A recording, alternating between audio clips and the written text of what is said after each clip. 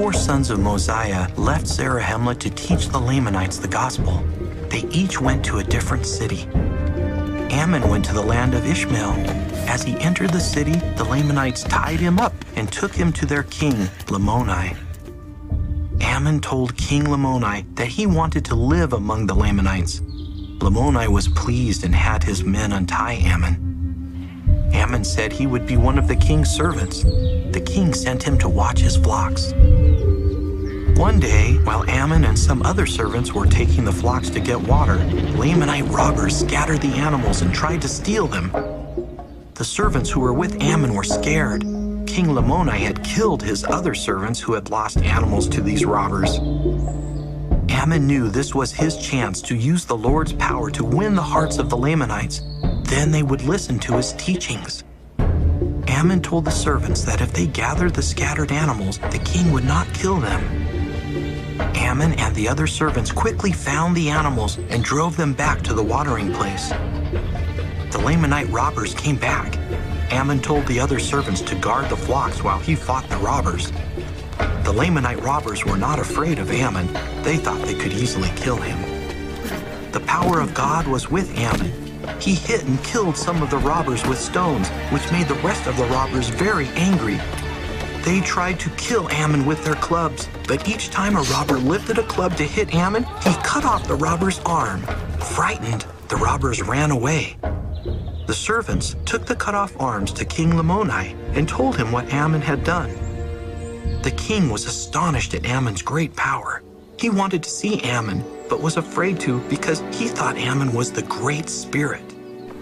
When Ammon did go in to see him, King Lamoni did not know what to say.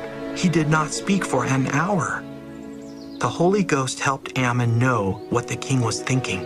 Ammon explained that he was not the Great Spirit. He was a man. The king offered Ammon anything he wanted if he would tell him what power he had used to defeat the robbers and to know the king's thoughts. Ammon said the only thing he wanted was for King Lamoni to believe what he would say.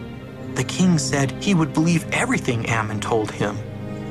Ammon asked King Lamoni if he believed in God. The king said he believed in a Great Spirit. Ammon said that the Great Spirit is God, that he created everything in heaven and on the earth, and that he knows people's thoughts. Ammon said people were created in God's image. He also said God had called him to teach the gospel to Lamoni and his people. Using the scriptures, Ammon taught King Lamoni about the creation, Adam, and Jesus Christ. King Lamoni believed Ammon and prayed to be forgiven of his sins.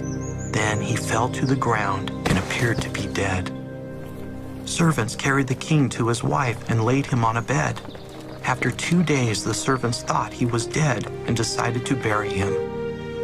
The queen did not believe that her husband was dead. Having heard of Ammon's great power, she asked him to help the king. Ammon knew Lamoni was under the power of God. He told the queen that Lamoni would awaken the next day. She stayed by Lamoni's side all night. The next day, Lamoni got up and said he had seen Jesus Christ. The king and queen were filled with the Holy Ghost. Lamoni taught his people about God and Jesus Christ. Those who believed repented of their sins and were baptized.